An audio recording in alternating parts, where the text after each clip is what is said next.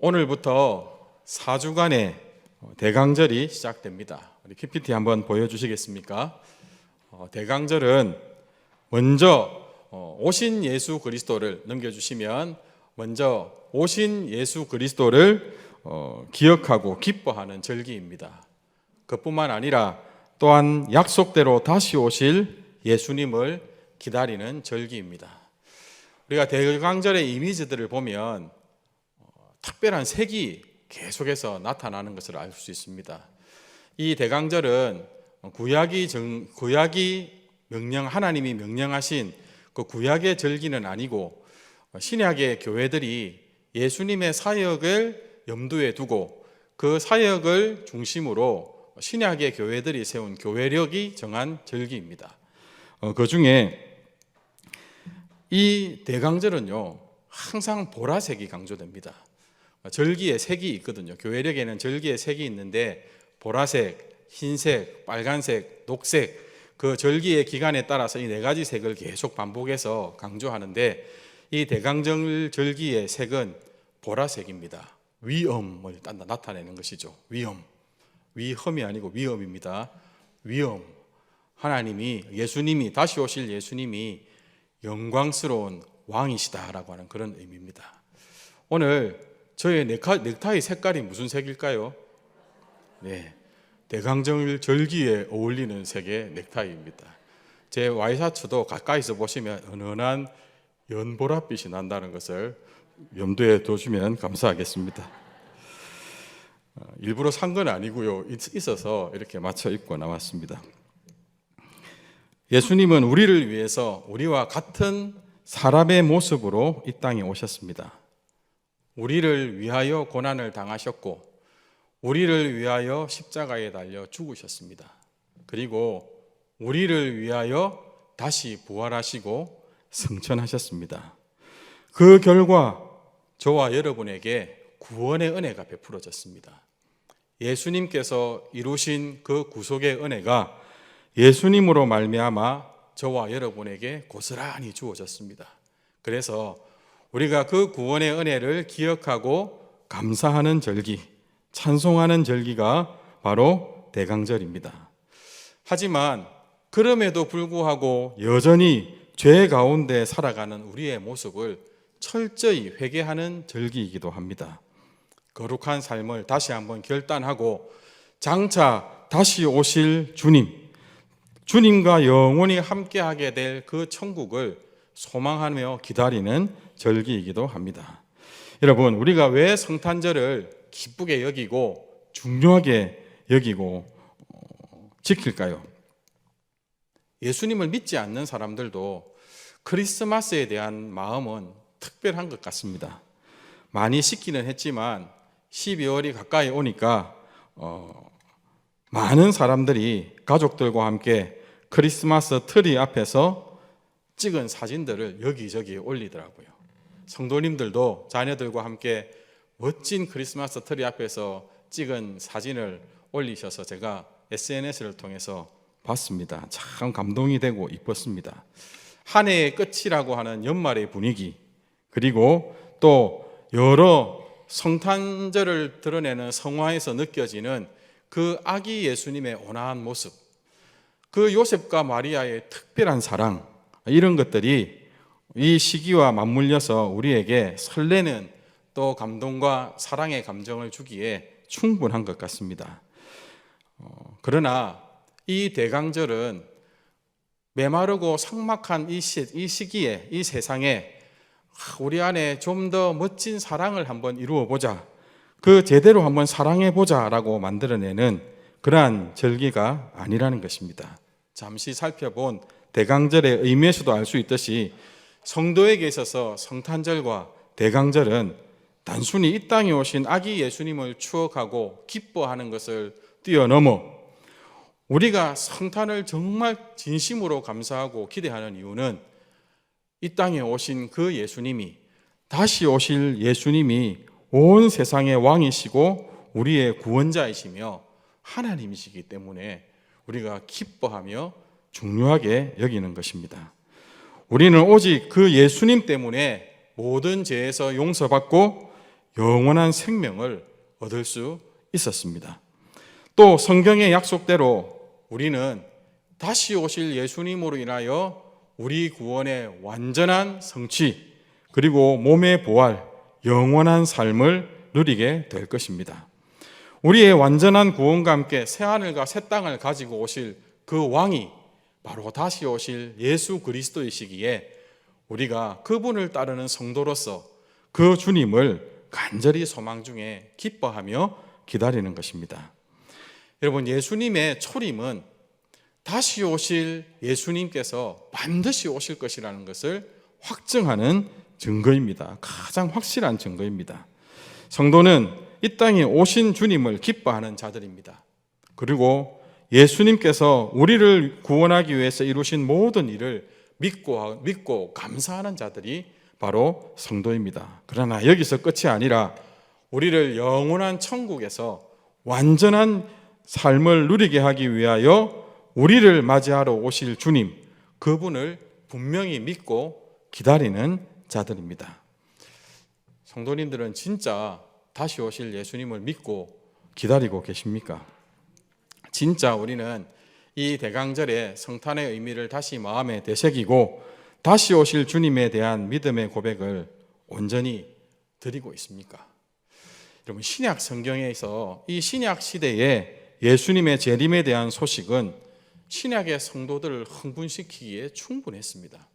예수님께서 직접 하늘로 성천에 가시며 다시 오시겠다고 천사를 통해서 말씀해 주시기도 했고, 그리고 이 신약 성경에는 총 300번 이상의 재림에 대한 내용이 등장합니다. 그들의 마음을 흥분시키고 정말 간절한 기다림을 주기에 충분했습니다. 여러분, 그런데 신약 성경 시대에 살았던 사람보다 우리는 더 임박한 주의 재림의 때를 지금 살아가고 있잖아요. 그때부터 얼마나 많은 시간이 지났습니까? 그 말은 주의 재림의 시기가 훨씬 더 임박한데도 우리는 주님의 재림에 대하여 우리의 마음이 그렇게 간절하거나 흥분되어 있지 않다는 것입니다. 제가 존경하는 영국의 제임스 패커 목사님이라는 분이 계신데, 그 목사님은 그리스도인들의 재림이, 그리스도의 재림에 대한 의미가 왜 성도들에게 퇴색했는가 하는 의미를 4가지로 가르쳐 주셔서 제가 잠깐 정리해 왔습니다. 첫 번째는요, 종말에 대한 언급을 꺼려하는 분위기 때문이라는 것입니다. 여러분, 많은 사람들이 종말, 예수님의 재림을 언급하는 것을 광신자들이나 하는 생각과 태도라고 그렇게 여깁니다. 이성적이지 못하고 지성적이지 못하고 어리석은 자들이나 예수님의 재림 입에 올리면서 들뜬다는 것이죠. 너무도 오래 기다렸는데 아무 일도 일어나지 않으니까 마치 그 일이 없을 것 같이 여기는 것입니다. 성경에서도 그런 언급이 있죠. 오실 때 오시더라도 더 이상 지금은 언급하지 말라 하는 그런 분위기가 교회 안에 있다는 것입니다. 여러분, 제가 인터넷에서 실제로 목격한 내용인데요, 많은 사람들의 호응을 받는 한 젊은 목사님이 성도들이 교회를 선택할 때 꼭 피해야 되는 교회 이래가지고 유튜브에 짤막한 영상을 하나 남겼는데, 그 중에 11조를 강조하는 교회는 절대 선택하지 마라 하는 것과, 또 한 가지가 종말, 재림이라는 단어를 강단에서 올리는 교회는 절대 피하라 라고 하는 그런 가르침이 있었습니다. 제가 깜짝 놀랐습니다. 진짜 마지막 때에 교회가 큰 위기를 겪겠구나. 많은 사람들이요, 그분이 참 실력도 있고 여러 책도 썼기 때문에 많은 사람들이 그분을 존경하고 따르는데, 이 교회를 선택할 때 11조를 강조하는 교회, 예수님의 재림을 언급하고 종말의 때를 강조하는 교회는 선택하지 말라고 가르치더라니까요. 위기의 시대를 저와 여러분이 살아가고 있다는 것을 기억해야 됩니다. 두 번째는 인격적, 육체적으로 부활 승천하신 예수님에 대한 믿음이 부족하기 때문이라는 것입니다. 믿음과 지식이 없기 때문에 이 재림의식이 약화되었다는 것이죠. 성경을 잘 모르고 예수님이 하신 일과 친히 가르치신 말씀을 모르고 우리에게 약속하신 것이 무엇인지를 모르니까 주의 재림에 대한 기대가 없다는 것입니다. 예수 그리스도께서 지금도 살아 역사하시는 하나님이심을 모르기 때문에, 믿지 않고 있기 때문에 그분이 다시 오신다고, 예수님이 다시 오신다고 직접 약속하신 것조차 우리가 굳게 믿지 못하고 있다는 책망이었습니다. 세 번째는 신앙과 믿음에 대한 여러 세속적인 견해와 도전에 망설이고 있는 소심한 교회의 태도 때문이라고 합니다. 영적 힘을 잃은 교회가 재림의 신앙을 약화시킨다는 거죠. 교회가 거룩함을 잃어버린 결과이고 세상과 타협한 결과라는 것입니다. 무엇보다도 세상에 대하여 담대함을 잃은 결과가 재림을 더 이상 강조하지 않는 분위기를 만들었다는 겁니다. 그러면서요, 세례 요한의 영성을 이야기하더라고요. 세례 요한의 영성, 신앙의 야성을 언급하셨습니다. 여러분, 세례 요한은 예수님이 오실 길을 예비하기 위해서 광야에서 어떤 복음을 외쳤지요? 회개하라, 천국이 가까이 왔느니라. 예수님도 이 땅에 오셔서 처음 말씀을 선포하실 때 회개하라, 천국이 가까이 왔느니라 라고 선포했는데, 더 이상 교회가 세상을 향하여 임박한 재림의 메시지를 담대하게 선포하지 못한다는 것입니다. 네 번째는 우리가 잘 아는 대로 세상에 대한 지나친 사랑 때문입니다. 재림으로 주어질 천국과 지금 이 땅을 비교했을 때, 이 세상을 비교했을 때 과연 천국이 이 세상보다 더 좋을까 망설인다는 것이죠. 주님이 지금 오시면 안 되는데, 나는 아직 결혼도 못했고 이제 막 결혼해서 신혼을 경험해 보려고 하는데 지금 오시면 안 되는데, 이런 생각들이 재림에 대한 소망을 희석시킨다고 가르치고 있었습니다. 어떻습니까? 여러분, 부끄럽고 참 하나님께 죄송하지만 수긍이 가는 내용들이지 않습니까? 그러나 저와 여러분, 우리 부곡중앙교회는 주의 재림을 분명히 믿고 더욱 간절히 소망하는 그런 성도이기를 축원합니다. 오늘 본문은 우리에게 예수님의 재림에 대해서 다음과 같이 강조하여 가르칩니다. 예수님께서 십자가를 지러 이제 예루살렘에 입성하시기 전에 제자들에게 친히 말씀해 주신 내용입니다. 예수님이 직접 강의하신 종말론 강의입니다. 그만큼 중요하고 예수님을 믿고 따르는 성도라면 꼭 기억해야 되겠죠. 첫 번째, 그 날과 그 때를 그 누구도 알 수 없다는 것입니다. 마태복음 24장 36절입니다. 같이 한번 읽겠습니다. 그러나 그 날과 그 때는 아무도 모르나니 하늘의 천사들도 아들도 모르고 오직 아버지만 아시느니라. 오직 하나님 아버지만 아신다. 그 외에는 나도 모르고 그 누구도 알 수 없다고, 이 종말에 대하여 임박한 주의 재림의 때에 대해서 예수님께서 이것을 강조하여 가르치셨습니다. 여러분, 정말 중요한 날인데 그 때를 알 수 없다는 겁니다. 그런데 기다려야 된다는 겁니다. 얼마나 어렵고 힘들겠습니까? 진짜 중요하고 가장 절대적인 날인데 그 때는 모르는데 기다려야 된다는 것. 여러분, 그것은요, 항상 긴장하며 살아야 된다는 것입니다. 매일매일을 심판의 날이라고 여기며 살아야 한다는 것입니다. 매일매일이 주님이 재림하실 수 있는 날이라고 여기고 살아야 된다고 가르치시는 것입니다. 여러분, 모두가 괜찮다, 오늘은 아니다, 아무 일도 없다라고 하는데 성도는요, 아니다, 안 괜찮다, 진짜 큰일 난다 하면서 그날을 늘 노심초사하며 주의 깊게 기다려야 된다는 것입니다. 여러분, 유별나다고 핀잔 듣지 않겠습니까? 늘 그 사람에 대하여 수근거리고 괜히 따돌리지 않겠습니까? 만약에 상대가 힘 있는 사람이라면 은근히 괴롭히고 대놓고 괴롭히지 않겠습니까? 성도의 고난이 바로 여기서부터 출발해야 된다는 것입니다. 주님의 재림의 날이 진짜 이를 때까지 우리는 그 모든 고난을 인내하면서 날마다 그 하나님의 약속을 마음에 품고 긴장하며 살아가야 된다는 것을 예수님은 말씀하시고 있는 겁니다. 반드시 임하는데 그날은 정말 중요한 날인데 그때를 아무도 알 수 없다는 것은 오늘 이 순간이 그 순간이 될 수 있다는 것을 염두에 두고 살라는 말씀입니다.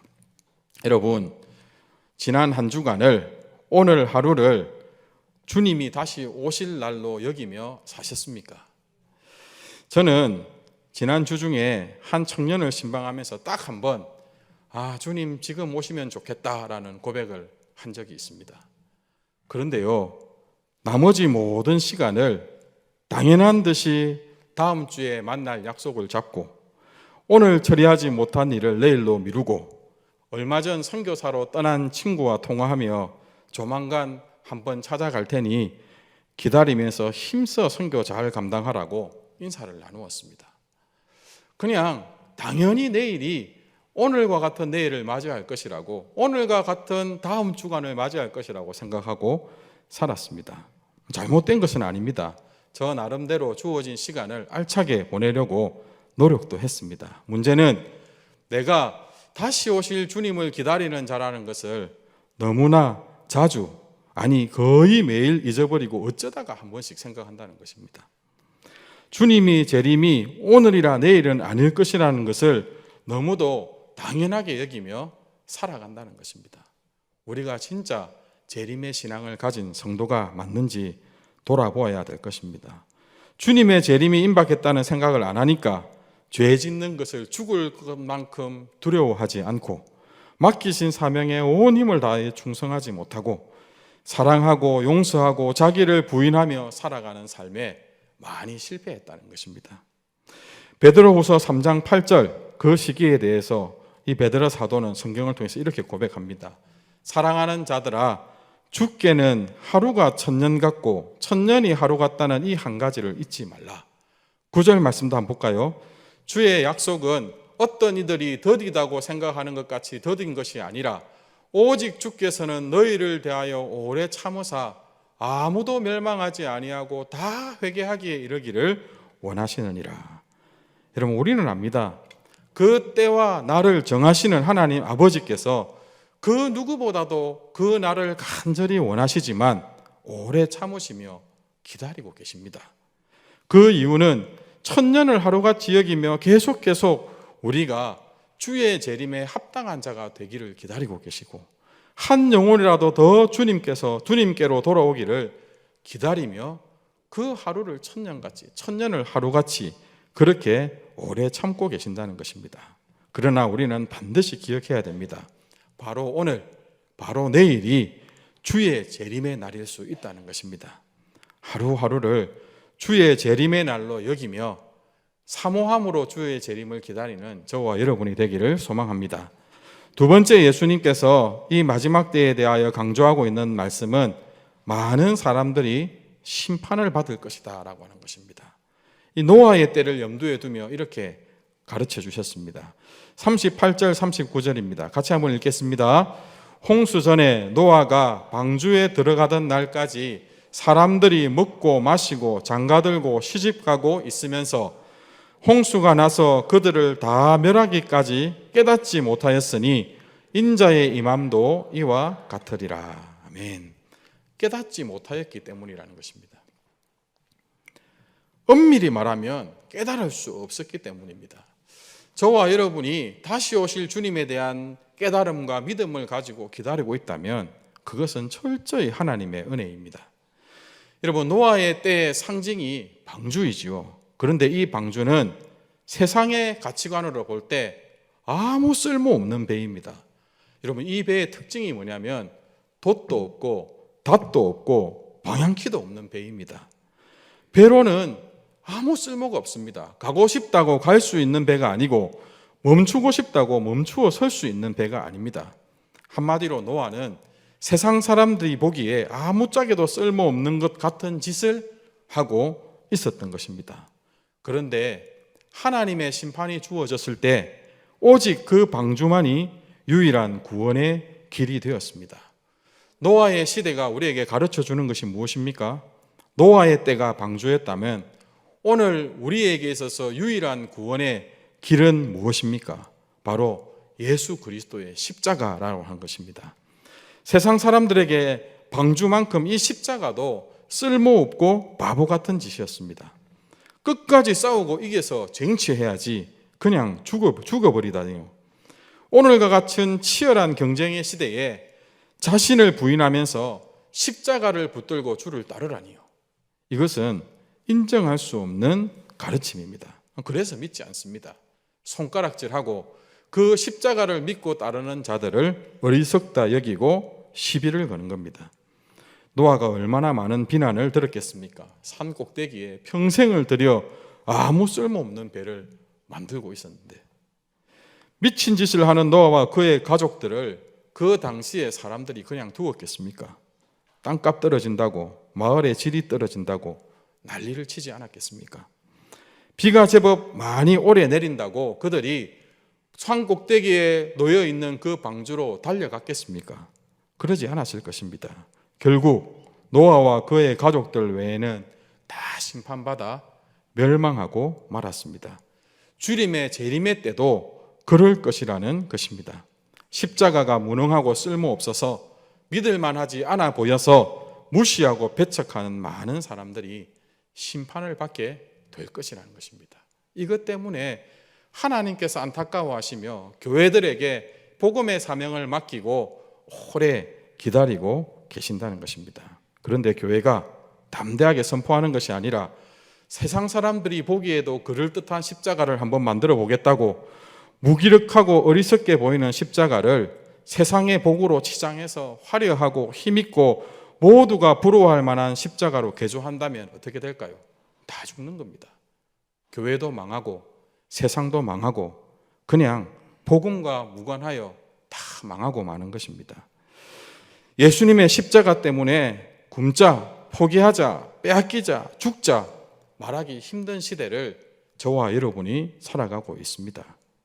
세상은 아예 관심도 없는 이야기이지만 교회도 점점 여기에 대한 믿음과 소망을 품지 않고 포기하고 예수님이 보여주시고 예수님이 우리에게 내어주신 그 십자가와 다른 십자가를 좇고 있지 않은지 우리가 심각하게 우리를 돌아보아야 됩니다. 오직 예수 그리스도의 십자가만 붙드는 저와 여러분 우리 교회 되기를 소망합니다. 예수 그리스도의 십자가만 세상에 드러내 보여주기를 소망합니다.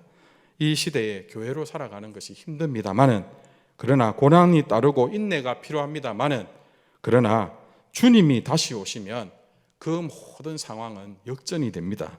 데살로니가 후서 1장 4절 5절입니다. 그러므로 너희가 견디고 있는 모든 박해와 환난 중에서 너희의 인내와 믿음으로 말미암아 하나님의 여러 교회에서 우리가 친히 자랑하노라. 이는 하나님의 공의로운 심판의 표요 너희로 하여금 하나님의 나라에 합당한 자로 여김을 받게 하려 함이니 그 나라를 위하여 너희가 또한 고난을 받느니라. 그러면서요 6절 7절입니다. 같이 한번 읽어볼까요? 시작. 너희로 환난을 받게 하는 자들에게는 환난으로 갚으시고 환난을 받는 너희에게는 우리와 함께 안식으로 갚으시는 것이 하나님의 공이시니 주 예수께서 자기의 능력의 천사들과 함께 하늘로부터 불꽃 가운데에 나타나실 때에. 아멘. 환난을 받는 너희에게는 우리와 함께 안식으로 갚으시는 것이 하나님의 공이시니.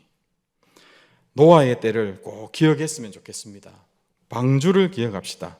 오직 예수 그리스도의 십자가만이 구원의 길임을 분명히 알고 믿고 붙들므로 또 세상에 담대하게 힘써 전함으로 공의의 하나님께서 주시는 참된 안식을 다 받아 누리게 되는 저와 여러분 되기를 소망합니다. 세 번째 예루살렘의 가르침은 같아 보이지만 다르다라고 하는 것입니다. 40절 41절 같이 한번 읽겠습니다.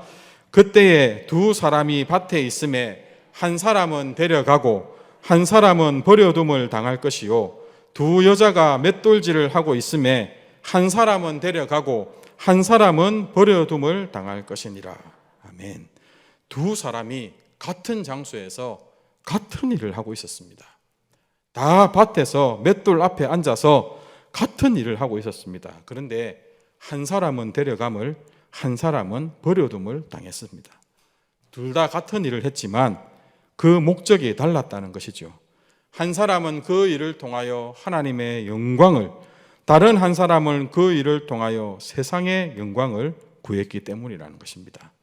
다 없어져 버릴 것을 구한 자와 영원히 남을 것을 추구한 자의 다른 결말을 성경은 이렇게 가르쳐 주고 있습니다. 확실한 성경의 약속, 주님의 약속, 주님의 재림을 기다리는, 주님의 심판을 준비하는 사람은 다릅니다. 여러분, 교회에, 기도원에 들어가서 죽치고 있으란 말이 아닙니다. 똑같은 일을 하지만, 똑같은 상황을 통과하지만 참된 믿음을 가진 사람으로 우리는 준비되어 있어야 된다는 것입니다. 거룩과 충성, 사랑과 헌신이 남달라야 됩니다. 나의 욕심을 쫓아 살아가는 것이 아니라 주님의 약속을 따라, 주님의 명령에 따라 순종하며 살아가야 된다는 것입니다.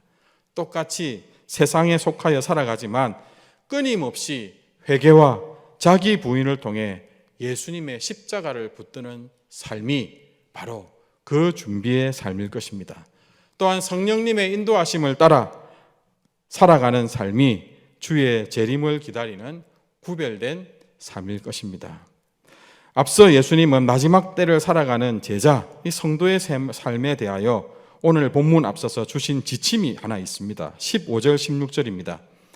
그러므로 너희가 선지자 다니엘이 말한 바 멸망에 가정한 것이 거룩한 곳에 선 것을 보거든 읽는 자는 깨달을진저 그때의 유대에 있는 자들은 산으로 도망할지어다. 너희가 선지자 다니엘의 말한 바 멸망에 가정한 것이 거룩한 곳에 선 것을 보거든 산으로 도망할지어다.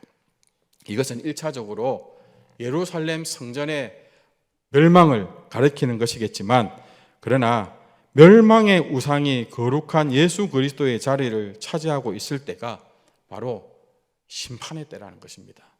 여러분, 내 일상, 내 사역, 내 가정, 나 자신이 바로 우상이 되어버리면 그때는 심판을 피해갈 수 없다는 것입니다.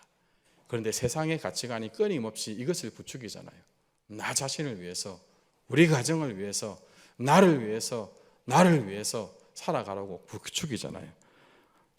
예수 그리스도를 품고 살아가야 되는 성도의 삶이 이 세상의 탐욕에 사로잡히는 순간 임박한 진노로, 임박한 심판의 때를 피해갈 수 없다는 것, 우리가 꼭 기억했으면 좋겠습니다. 그러면 우리는 어떻게 주의 재림을 기다려야 할까요? 깨어 있어야 됩니다. 42절 말씀입니다. 함께 읽겠습니다. 그러므로 깨어 있으라. 어느 날에 너희 주가 임할는지 너희가 알지 못함이니라. 또 준비해라고 말씀하십니다. 44절입니다. 함께 읽겠습니다. 이러므로 너희도 준비하고 있으라. 생각하지 않은 때에 인자가 오리라. 깨어 준비하라고 말씀하고 있습니다. 그때는 반드시 임할 것이기에, 언제일지 알 수 없지만 그때는 반드시 임할 것이기에 깨어 준비하라고 말씀하십니다. 여러분, 놀랍게도 깨어 준비하는 자에게는 그 날이 놀라움과 두려움의 날로 임하지 않습니다. 그 때를 알고 모르고가 문제가 되지 않는다는 것입니다.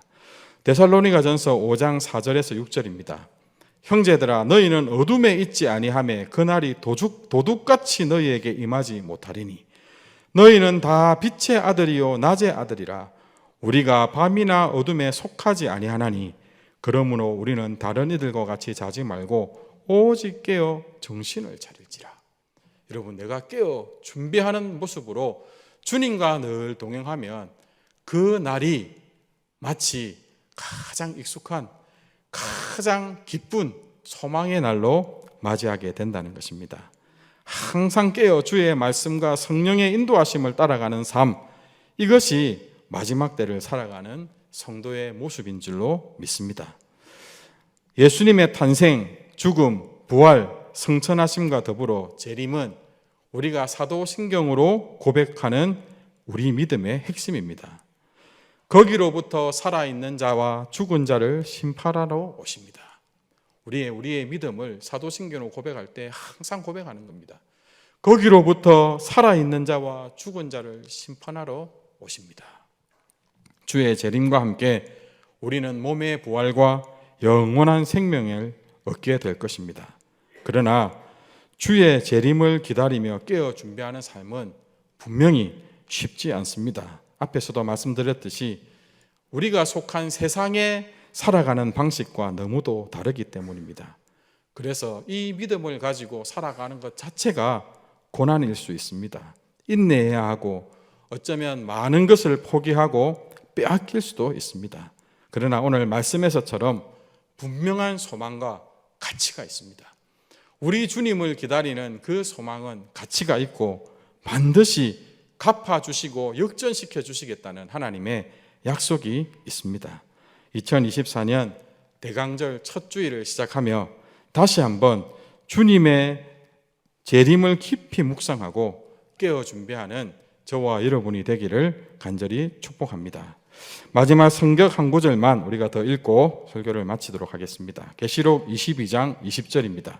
제가 앞에 거 읽으면 우리 온 성도님들이 강조된 저 답을 하나님 앞에 믿음으로 올려드리면 좋겠습니다. 이것들을 증언하신 이가 이르시되 내가 진실로 속히 오리라 하시거늘 아멘. 주 예수여 오시옵소서. 아멘.